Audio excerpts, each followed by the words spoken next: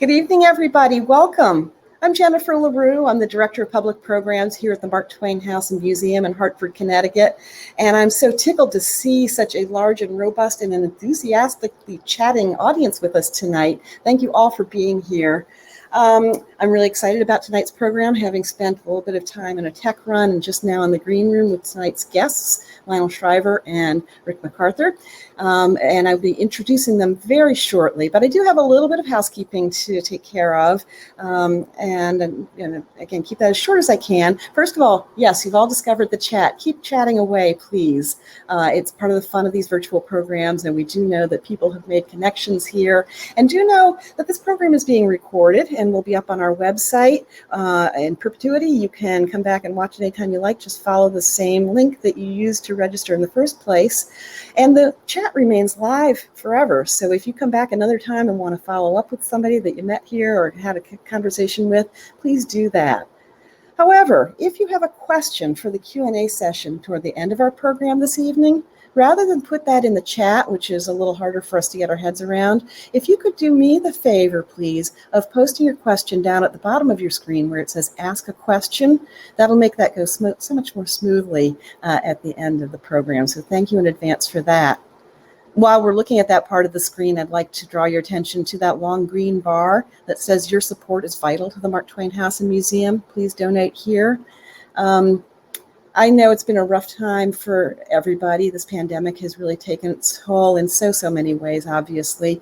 The Mark Twain House has worked hard to not only survive, but thrive during this time. We've been really proud to be able to offer these programs virtually throughout the pandemic, particularly this Harper series that I'll tell you more about in just a moment. But it's not been easy, and we've been without our major source of revenue for much of the past year and a half, our guided house tour.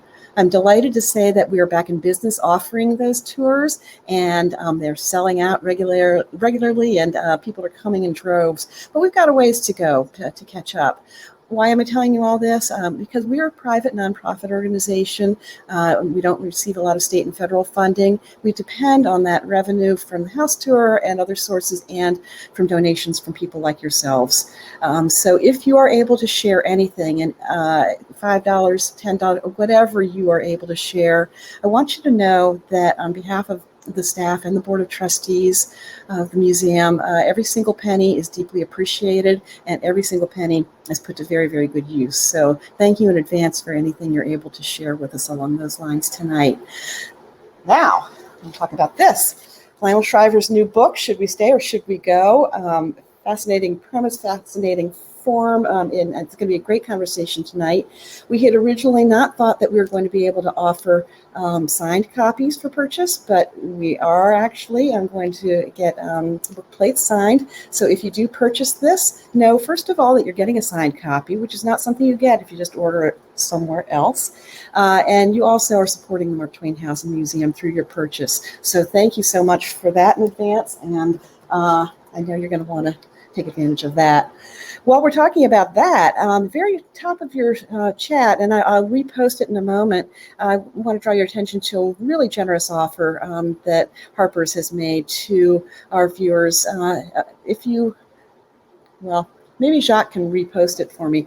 For $16.97, you can get a year's subscription to Harper's Magazine, which is a delight to get in your mailbox every month.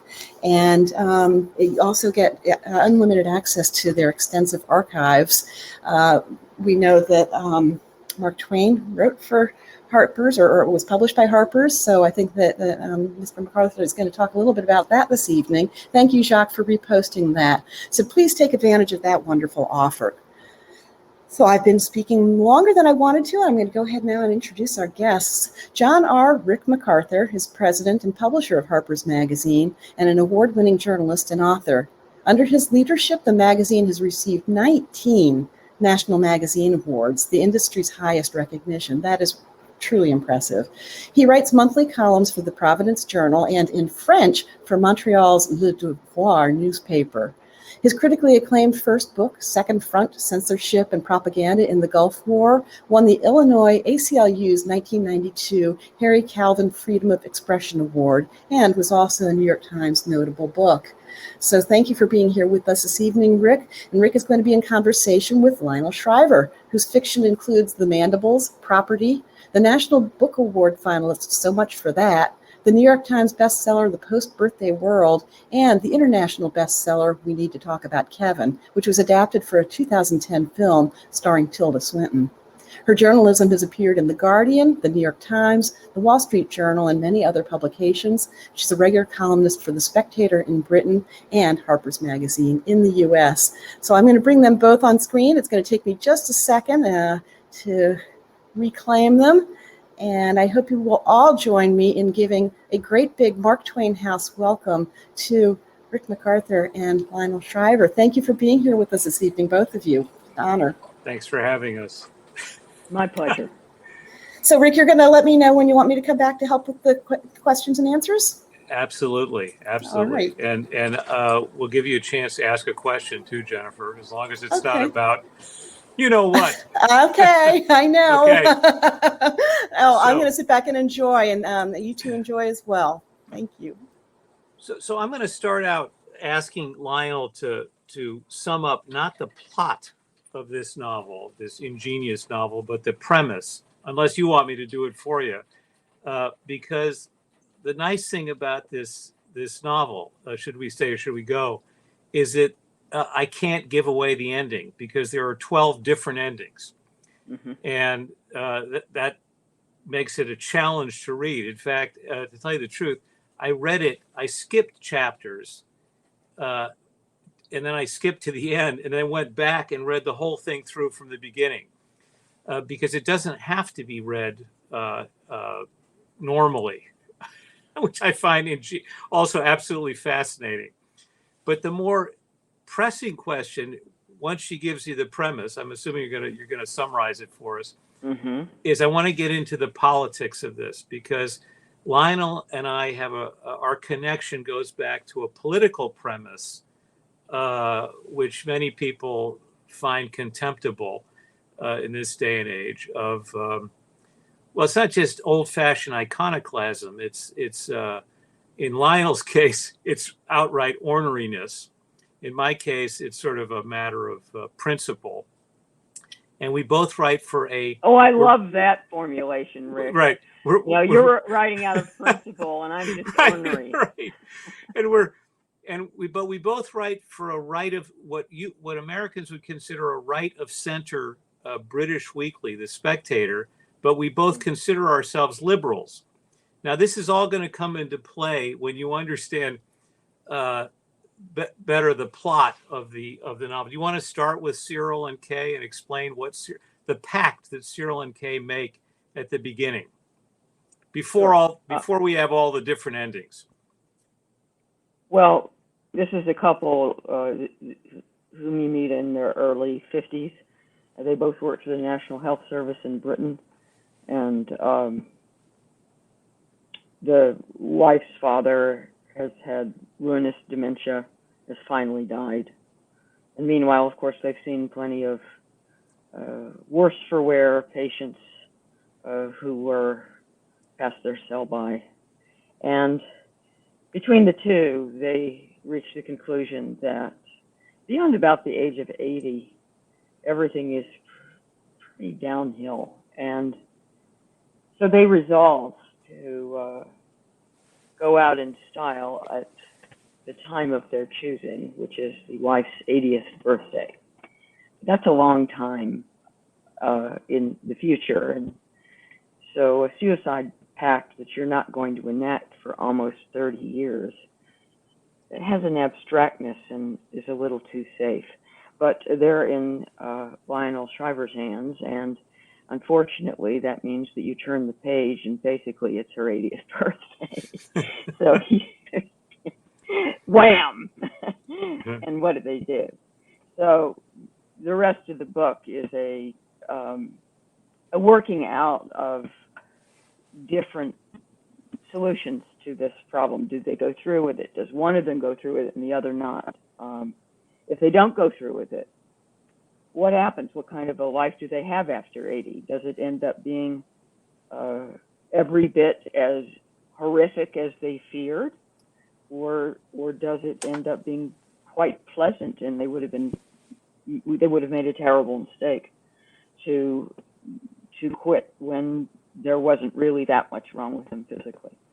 So it actually is a format that allows for enormous latitude. In fact, it allows for anything. And as a consequence, by the end of the book, you've got a couple of chapters that veer into speculative fiction, and everything gets quite outlandish in, I hope, a fun way.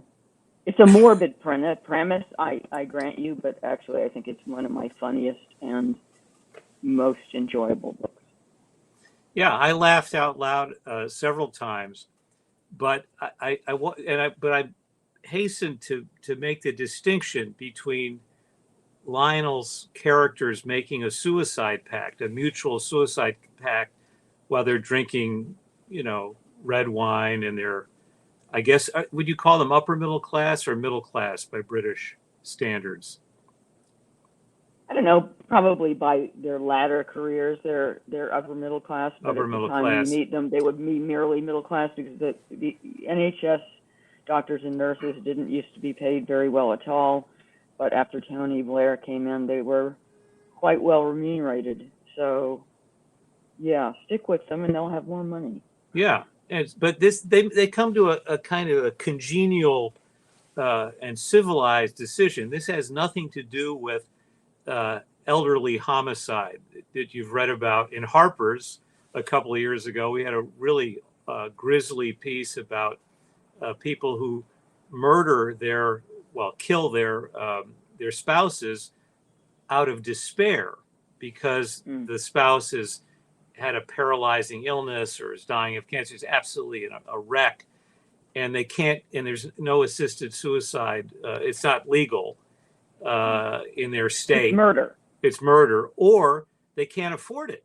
If they're in a state that does allow it, they can't afford it. So you read these stories about really desperate people offing their spouse to put them out of their misery. In this case, they're anticipating a steady decline in their standard of living, and they come to a kind of a happy decision. It seems like a fairly happy decision until they get closer to their 80th birthday, and that's when the fun or the mayhem starts. And I don't think, again, you're going to mind if I give away my favorite chapter, because I do have a bit. No, I'm curious. Yeah, because I do have a bit of the moralist in me. And I can't summarize all 12 scenarios, but I can summarize chapter 4, which I think is really, really macabre and and spectacular, where Cyril and Kay, they're about to drink the Kool-Aid. Remember, he's a trained physician, and they've got it all set up just right to kill themselves as painlessly as possible. And Kay goes ahead and drinks it. And as she's drinking it and starts to stiffen and die or fall against him, he changes his mind. Says, I don't remember exactly what the thought process is, but he doesn't really feel up to it. It doesn't feel like doing it anymore. It's less than not feeling up to it. He feels a kind of life force, which other people might instead describe as ego. Yes. And suddenly feels there is more he has left to do. He wants to write a memoir. What's he doing? And there's an intrinsic self-regard that he feels that will not allow him to take himself out. That it becomes almost physically impossible because it's so psychically impossible. And this is a great place to introduce one of the principal subplot or overlay of the novel, which is Brexit and the debate over Brexit, because Cyril is a very self-righteous anti-Brexiteer. Kay is sort of ambivalent, right? He's really sure of himself. It's an outrage that anybody would consider leaving the European Union. It's absolutely idiotic. He's in the, and again, I don't want to stretch the comparisons too much, but during the height of the hysteria about Brexit, many people compared it to national suicide. So I'm assuming that was informing your writerly mind. So it's not surprising that Cyril self-righteously just suddenly gets this, the wind in his sails and decides, I think I'm going to live, because he is so sure of himself and so full of himself. But then something horrible happens, because he starts I guess he goes to work on his book, and he suffers a paralyzing stroke. I'm laughing because I feel like he gets what he deserves. And then his kids come in. The three kids are not your favorite idea of grown children. And yeah, but they are fun characters. They are fun characters, but they're not, they don't feel any sympathy whatsoever for their paralyzed father, who's now suffering. He's had a paralyzing stroke, and he's suffering from locked-in syndrome. Like, was it The Diving Bell and the Butterfly? I think that might be everybody's favorite movie version of that. And he can hear everything they say and understand everything every slight, every insult, every negative thing they say. And they're merciless. And they're absolutely merciless. But his body is in great shape. It wants to live. And he lives to 93. So it's horrible. So it's horrible. That's where my vengefulness as an author comes to the fore. And you don't want to be one of my characters. And my moralistic glee that he gets what he deserves.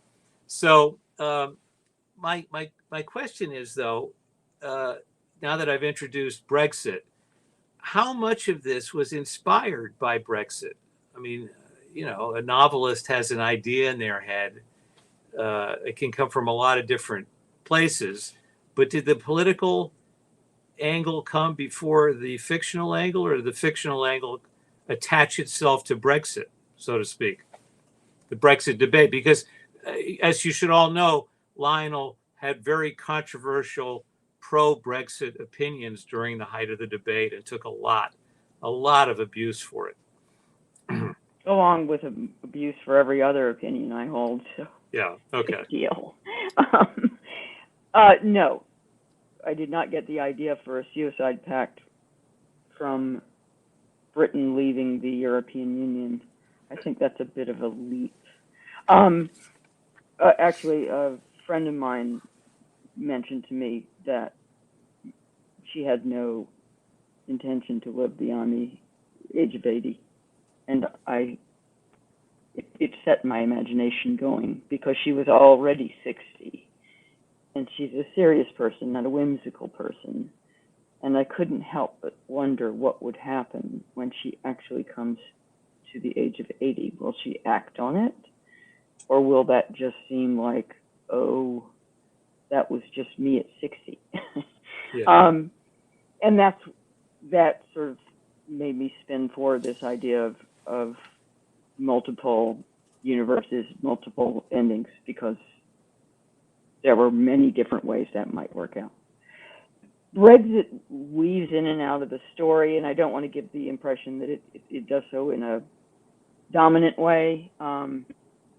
It's just a little theme that comes up, partly because of when the story is set. I wanted the wife's birthday to be as contemporary as possible when the book was published. So I set it in 2020, and that meant that when I was doing scenes that were leading up to that, it was 2019, and it was an incredibly momentous and Brexit-heavy year in the UK. And if I was going to realistically write someone's dialogue who was politically involved at all, then that's one of the main things they would talk about. And it did have a nice, interplay with should we stay or should we go, and seemed to pose writ large the quandary that they come up against, their own leaving date. Now, You go ahead. Go ahead. No, I have a big note here to reassure the audience that you don't have to give a damn about Brexit to enjoy the novel. You don't have to be interested in Brexit, but I still am going to ask you more questions about it. But I'm interested to hear you put some distance between the story and the politics. It's just that it keeps coming up, and your political opinions keep coming in. But before we get to that, other people. yeah, I mean, yeah, the opposite also. I'm sorry, with the opposite.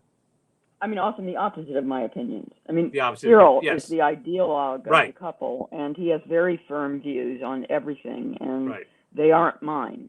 Right. He's perfectly And- self-assured, and you make him look pretty ridiculous when he's shooting his mouth off and sounding sure of himself.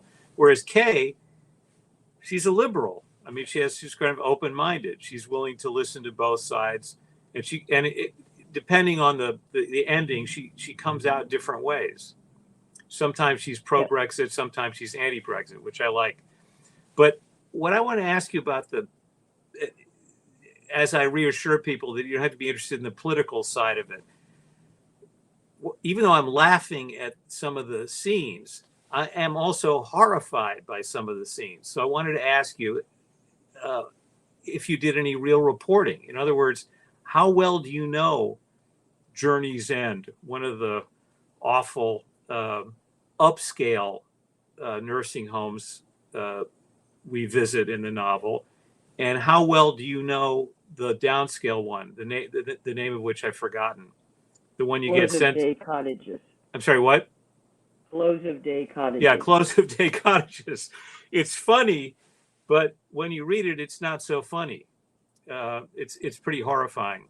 And I wondered if you're familiar with nursing home culture, because this is one of the reasons you want to kill yourself at 80 in the comfort of your own home, because you don't want to wind up in either one of those nursing homes. I've been in more than one. My paternal grandmother was in one, so I visited her there. My mother had to recover from a stroke in a facility like that, and my father had to live alongside her in an assisted living facility. He hated it, absolutely hated it, and they hated him. Yeah, no, but that's the thing that comes across. I mean, they really hated him. The staff He was detests. demanding. Right. He was always complaining, and I guess I did not do any deliberate research for the nursing home stuff per se, because I knew enough about them already, just enough to know how badly I didn't want to be in one. And the whole concept was to fashion two of them, and one of them was a horror show, right? It was a deliberate allusion to Nurse Ratched and the Cuckoo's Nest, right? Yeah. I made up Dr. Mimi. Right. And, she doesn't actually actively torture people, except in one chapter she does, I seem to recall. But, all of your autonomy is taken away. So she removes all your devices. She takes away all their books. There's nothing to read. There are only 2 television shows ever allowed to play in the common room, and that's the only place you get television. And that's Come Dine With Me and Ramsay's Kitchen Nightmares. Mushroom fajitas. No, that's the other place. Oh, I'm You sorry. didn't That's get in any the mushroom downscale fajitas one. That's in the Close of downscale Day one. Cottages. You were Right. lucky. You didn't even get salt. Right. That was one of the things. That one of her favorite tortures was to put people on low salt diets, and everything had no salt. And of course, not much less can you drink. You're told what to do. You have to participate in these humiliating group activities, and like an Easter egg contest hunt where the the eggs are as big as footballs and are hidden in plain sight. It's completely insulting. But the other place is supposed to be the antithesis, which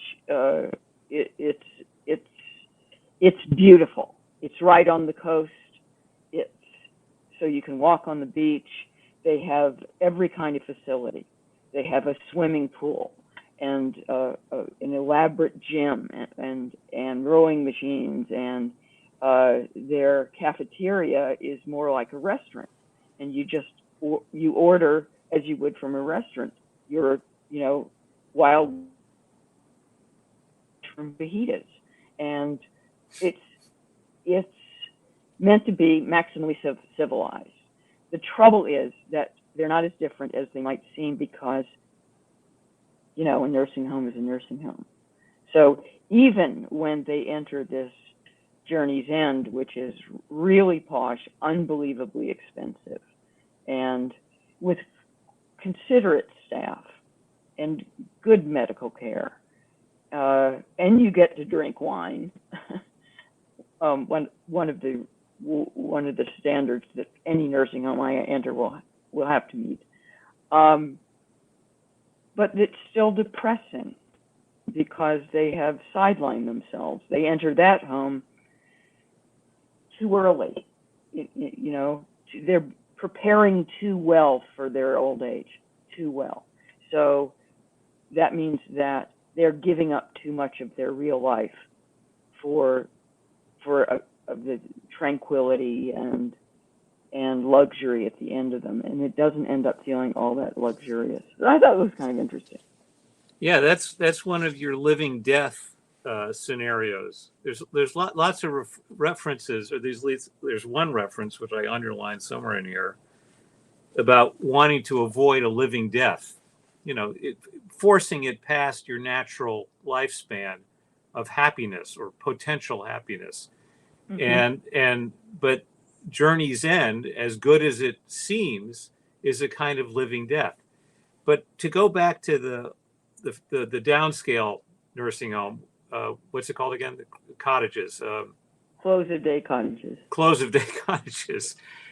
There, I see your politics coming in again very aggressively, whether you like it or not, because I see the comparison with what I perceive is your critique of a growing nanny state in the United Kingdom. You'd probably be much happier with a cynic would say you'd be happier with a Trump-like America where we don't take any orders from anybody. You seem to be saying that in the UK, people are perfectly happy or getting happier with the idea of a nanny state, a true nanny state that tells them what to do in every respect of their lives. Well, I think we've seen that play out through COVID. Depressingly, it's been quite vivid how readily the British have signed over their liberties, and how many of the British would have been perfectly happy to stay in lockdown forever. I don't get it, but the British met lockdown with astonishing passivity. Yeah, I'm actually shocked to hear that. I would have thought, England, every man's home is his castle. Nobody, and also sort of the birthplace of liberal dissent, and just you would think, and also not just liberal, but conservative, very conservative dissent. That there would have been bipartisan opposition to accepting lockdown with such alacrity, but evidently that's not the case. I thought that at least in the United States it was healthy that there were pockets of people who went out in the street and protested and said, we're not going to do this. I mean, whatever you think of lockdowns, it was at least not everyone lying down and saying, okay, shelter in place, what do I do next? That was a healthy society.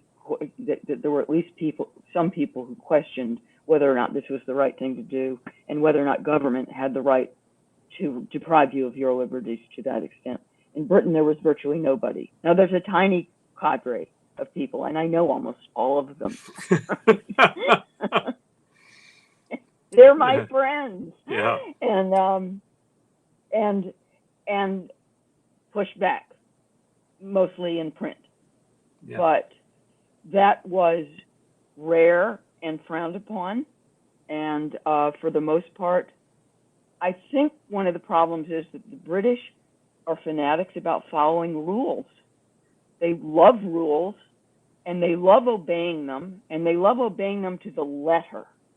And it doesn't really matter whether the rules make any sense or improve matters, whether there's a logic behind them. It's the obeying of the rules that's important. And it's completely alien to me, because I obey rules that I respect. And I do obey rules that I respect.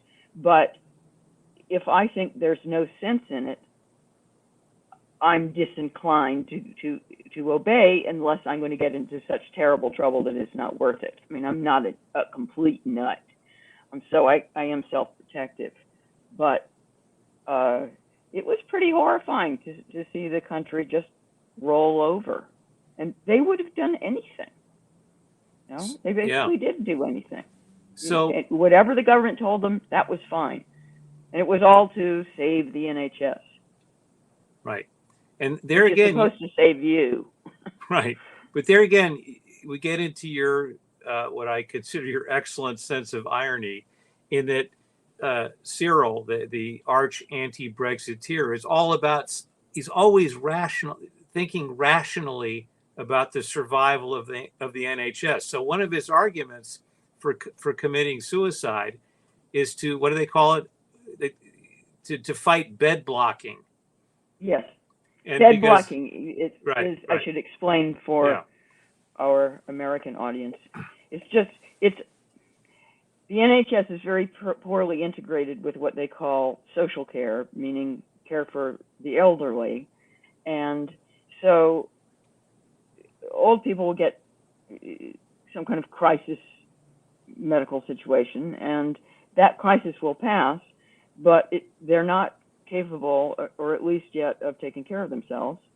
So, and there is nobody's care into whom, there's nobody's care out there that will, take care of them outside of hospital. So they stay in hospital, and they often stay in hospital for months, right?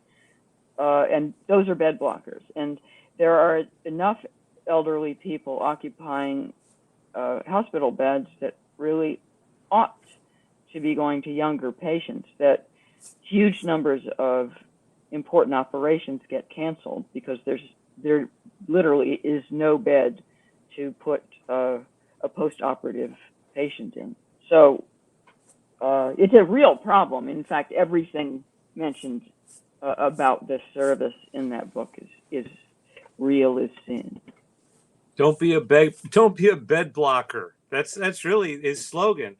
Of course, here in New York, what our governor did and his advisors was just to send the COVID patients, the elderly COVID patients, back into the nursing homes so that they can infect them and kill them.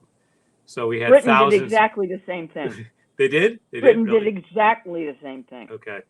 And the NHS had to be protected at all costs, and had to be ready for this influx of COVID patients, so that they also sent all these elderly patients into care homes without even testing them for COVID, and they had COVID.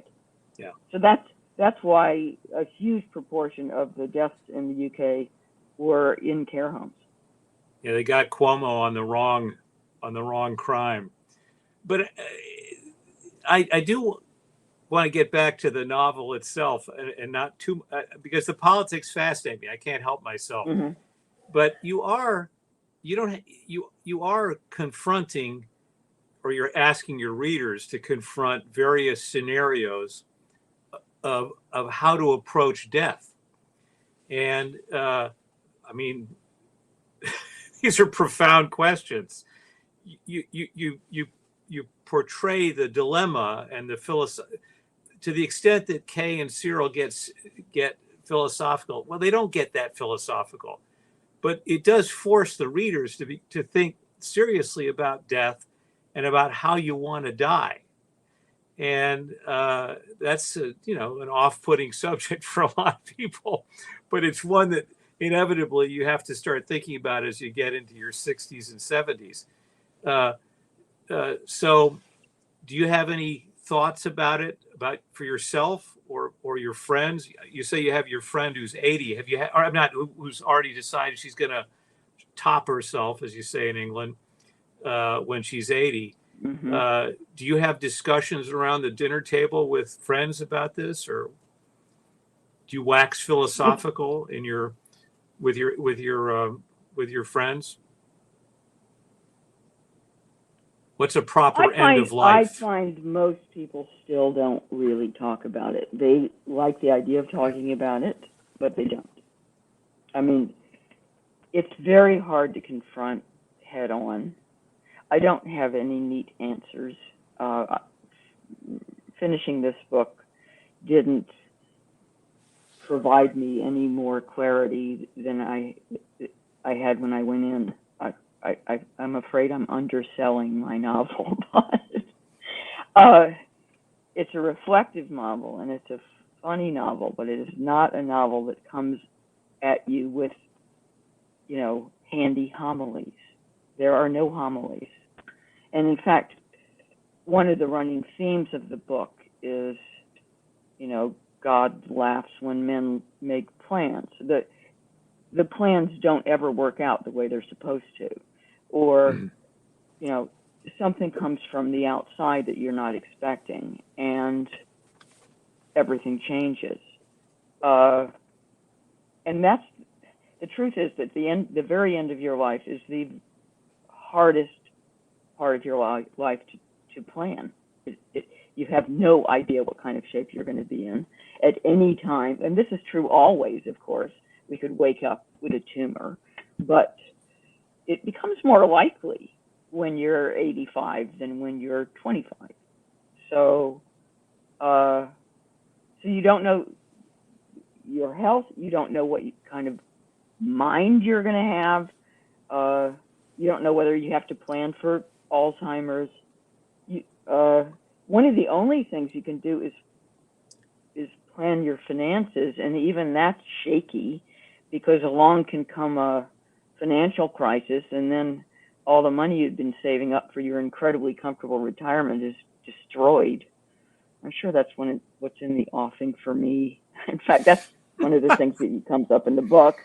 Yeah, there's a lot of good financial planning action in the novel. Yeah. I mean, there is an argument somewhere in the book which I think holds water. I think it's the chapter that's about Journey's End, the posh care home.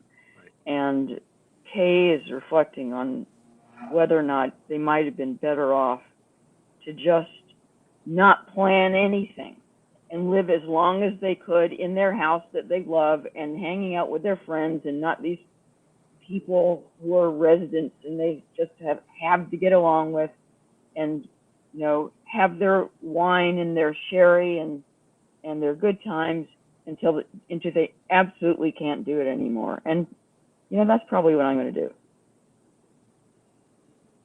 Or you could move to Iran. In the Middle East, there's no such thing as nursing homes. In Arab and Iran and Persian culture, there's no such thing. What do they do with old people? You die at home with your family. Everybody keeps their. It may be changing in some of the richer countries, but as far as I know, it's still the rule that you die at home with your family. With the younger generation takes care of the older generation until the bitter end. So, and I'm interested in but I am interested in how it gets sorted out from a political point of view, and how you said Cyril was a GP in the NHS. Does everybody know that? He was a doctor, but he doesn't seem to have any real interest in human life or saving lives. He seems like just the most awful bureaucrat. And I wondered, is that the tenor of the NHS, do you think? Is it more a bureaucracy? Oh no, than, that's than his character. It's His just a character. That's not trying to. Yeah. You're not. Okay. And in Cyril's defense, and especially in there's one chapter in which there's a cure for aging and everyone lives forever. Right. You gave away one of your chapters. Okay. Both of Cyril mellows. Actually, Cyril becomes almost philosophical and nice. In his defense, he gets a little more thoughtful. Yeah. In fact, that's one of the things that was fun about writing the book, is that the characters develop. I mean, you may have gone back in time, but cumulatively, each time you have another iteration of this couple facing the same quandary. You get to know them better. The characters get richer. Their relationship gets more interesting, and they change, which helps keep it interesting for the reader. And you know, it's a novel about a marriage, and in the end, I think it's a rather tender novel about a marriage. Yeah, they have a lovely relationship, except in the chapter you were just describing. I'm correct, right? I mean, in the what do you call it, cryogenics? What's the? Actually, they get on there great, also, at least in comparison to everyone else. That's true. Yeah. By that time, most of the people they know have been married at least 100 times. Right. And they've stayed together. They're a real rarity. Right. So they get crabby with each other. No, and they keep. You know, it's like, what didn't we agree that we wouldn't criticize each other for saying the same thing over and over again? Right. No, I'm confusing that chapter with the suspended life. The cryogenics. The cryogenic one, where he's he's horrified by Kay when she comes out cured. Not horrified, but she's not the old Kay. And he's not the old Cyril. And he's not the old Cyril, right. Yeah, the cryogenics chapter is called Love Doesn't Freeze. Right, that's a cold bucket of water. Yeah. But we're well worth reading, again, like all these different scenarios. It's challenging and it's satisfying, but it's also very upsetting. So I urge you to, again, I think probably you should read it from beginning to end, straight through. I would urge. I wanted to point this out. You're mischievous, and yes, of course, you pick and choose through the chapters, but you're missing something, because it's a book full of little threads and illusions that accumulate. You know, like the white van man who keeps showing up. Right. Something happens. Well, I don't want to give that away. No, it's just one example, but there are any number of little threads, and I think they're satisfying for the reader. They're fun to pick up. And if you read it in order, you start realizing, oh, that's from there, and that's from there, and it's part of the fun. I do want to ask you a question about technique and about being an American. You're a dual citizen now, right? I'm UK. not. Oh, you're not. You're not a UK citizen. I'm a permanent resident. You're a permanent resident. Well, what is it? How does being a permanent resident of the United Kingdom inform your American heart? I mean, does it change the way you write? Probably, in that I have two channels, and if I'm setting something in Britain, then I'm going to use British locution, British rhythms, British expressions. And because this book was set completely in Britain with completely British characters, which actually, funnily enough, I've done in short stories, but I haven't ever done it in a whole novel. It was surprisingly easy. I don't think I would have said that a few years ago, but after 30 years, and actually 34, now. After that many years in Britain, the sound of British English comes to me very naturally, which is fortunate because when you try too hard, it gets heavy-handed, and I wasn't making an effort, and that I think that's one reason the prose works. But so that has had a huge influence on me, and of course, living there has also informed the content of my work, and again, this book illustrates that. I mean, it's the things they talk about are British issues. We lost you. What things you're writing about? You froze. I'm talking about British issues in the book. Right. In the book. So, yeah, it's changed what I think about. It's changed the kind of language I hear. I'm trying to find a British expression you use that I could not figure out, but I can't find it now. I'll find it at some point. Are you working on another novel? Do you ever start another novel while you're, or at least in your mind, while you're finishing the last one, or what's your? I've got one in mind, and I've mapped it out. But before that, I have a collection of essays coming out about a year from now. Okay. You're amazingly productive. I can't believe how productive you are, because you're also doing, what are you doing, the weekly column or every other week in The Spectator? Fortunately, it's a fortnightly column. It's a fortnightly. And that's a lot easier. A weekly column is merciless. Actually, even a fortnightly column can be pretty merciless. Yeah. I think it's time to start asking questions. We're at 46 minutes here, and we go for an hour. So, Jennifer, you want to start relaying questions? I Lionel? do, but first I just want to say thank you so much. How fascinating has this been? And thank you for the fascinating conversation. We have a few questions, and people, please ask more. We've got a few minutes. Valerie says, Lionel, I recently read your novel, Ordinary Decent Criminals, which captured Northern Irish speech beautifully in all its fierceness, pathos, and irony. I'm wondering if your experience of living in Northern Ireland during the Troubles informed your point of view in this novel, given traditional Irish attitudes toward death and the famously dark humor of the Irish. Yeah, I think that Northern Ireland definitely played to my sense of humor, that kind of black humor.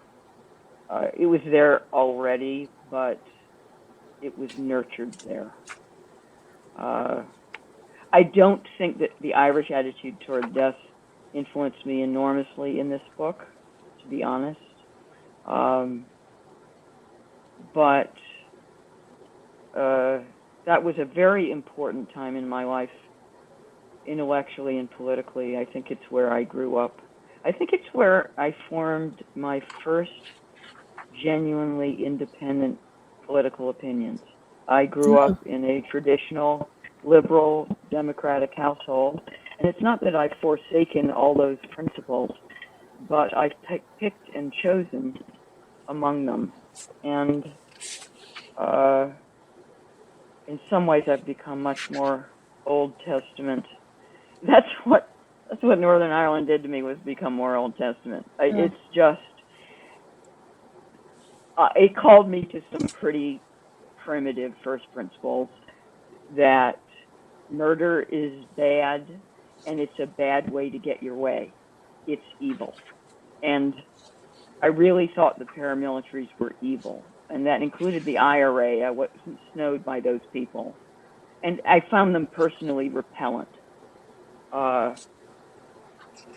So I made up my mind about the Troubles and where I felt on that political spectrum, all by myself, and not with my upbringing and with my parents or what the New York Times said. I made up my own mind, and that was very, very good practice for doing so for the rest of my life. No, that's interesting. Thank you for that. Rick wants to know, how did you decide on 12 endings Did you have other ideas that you scratched or that were edited out? Yeah, I mean, a dozen is neat, but I didn't aim for that. I had a list. In fact, I wrote it out in one afternoon. I meant to be writing it in no particular order and just writing ideas as they came to me. But as a matter of fact, I ended up obeying that order because the ideas were instinctively consecutive. And I didn't use every single one of them.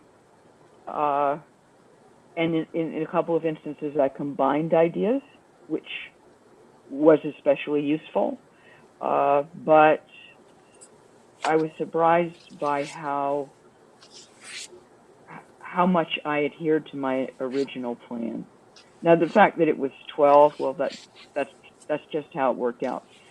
The number of ideas that I was left with that worked as chapters turned out to be 12. There's no biblical metaphor. No biblical metaphor. I was wondering the same thing. Just kidding. So, well, there are those two chapters called The Last Supper and The Last Supper. Yeah. Right. I'm going to invoke, I had said I might invoke host privilege and ask a question of my own. And I'm curious, we've talked a lot about your political influences and other kind of life influences. Can you talk about any literary influences that have shaped your writing and thinking? Sure. Big fan of Edith Wharton. I read practically everything she wrote. I read a lot of Hemingway and Faulkner when I was younger. Dostoevsky, Tolstoy. When I was younger, I really wanted to just swallow the entire literary canon whole. I'm glad I did that then, because I am a less patient reader now. And it's harder for me to read long, prolix classics. And for some reason, when I was younger, I had a very high tolerance for sitting there for long periods of time, and even with 20 pages of description, I read it all. But later, more modern writers, huge fan of Richard Yates, or also Graham Greene. And more latterly, I'm a big fan of T.C. Boyle. I hugely admire his versatility. He's even more versatile than I am.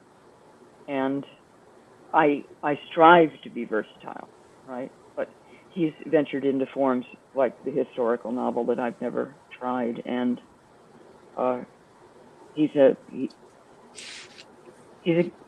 great entertainer when he gets the right subject. Is that enough? Yes, perfect. And I would be remiss if I didn't point out that T.C. Boyle was actually the recipient of the first ever Mark Twain American Voice in Literature Award, probably 6 years ago, the first time we awarded that. So we appreciate him too, I would just say. Yeah, I think he's great. He is great. I've never met him, never met him, but I think he's great. He writes me letters on paper, so I like. He's written for Harper's for a long time. We published a lot of his fiction, but I really appreciate someone who sends me letters on paper, typed. I think he's a little bit off the grid. Marcus would like to know, and I had this on my mind too, can you discuss the role of children in the care of their elderly parents and the end-of-life decisions? And another of our audience members had a similar question. So, Lionel, can you talk about that at all? Well, the trouble with talking about children is it's like talking about adults. I mean, which children? There are some children that you would really want to be in on the decision as to whether to end your life, and those are the children that you designate as your healthcare proxy, and you trust them to have your best interests at heart. And I know my parents designated my younger brother their healthcare proxy, and it was a very good choice.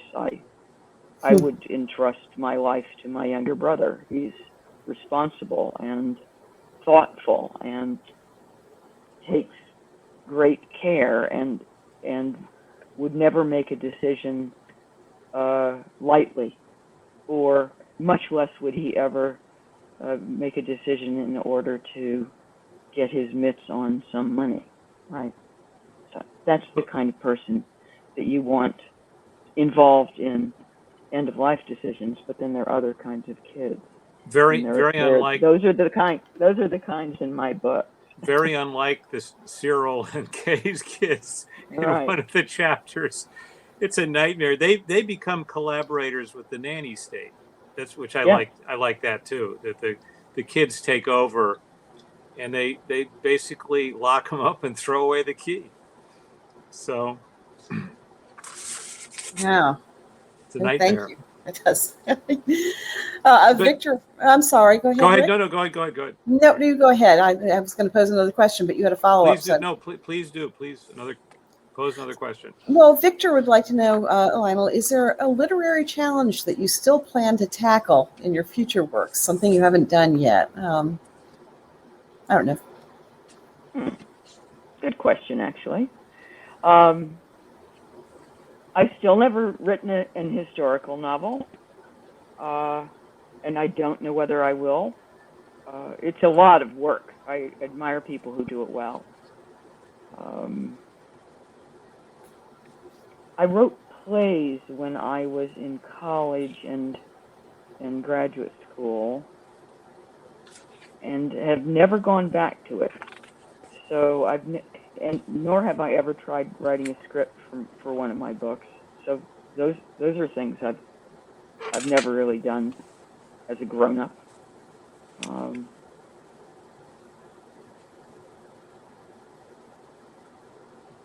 Never written a children's book. Yeah. Never written a mystery or a thriller. Yeah, there's plenty left. Well, we look forward to seeing. There's a way in which, Kevin is a little bit of a thriller. There you go. Well, we look forward to seeing what you tackle. And I wondered when we were talking earlier whether when you were writing this book, were you in some part of your mind picturing it cinematically, or do you just not even go there in your brain when you're writing? I don't. I mean, I visualize very clearly what's happening. I have pictures in my mind, but that makes me just the same as a reader. That's what happens when you read. Yeah, and right. So I'm a reader of my own work, and therefore I conjure pictures. But I do not ever expressly write with an eye to selling film or television rights, and therefore write deliberately in a scene-by-scene and very visual manner. I'm not that savvy. I don't know about that, but I get it. I think I'd like to close with another question of mine, which is kind of for both of you from two sides of the equation. I mean, Harper's has been so influential in cultivating serious intellectual literary writers such as Lionel. And I kind of, maybe if you could use your own relationship with one another as a case study, a brief case study. And tell us how that relationship works and how you each feel about the role the other plays in your work.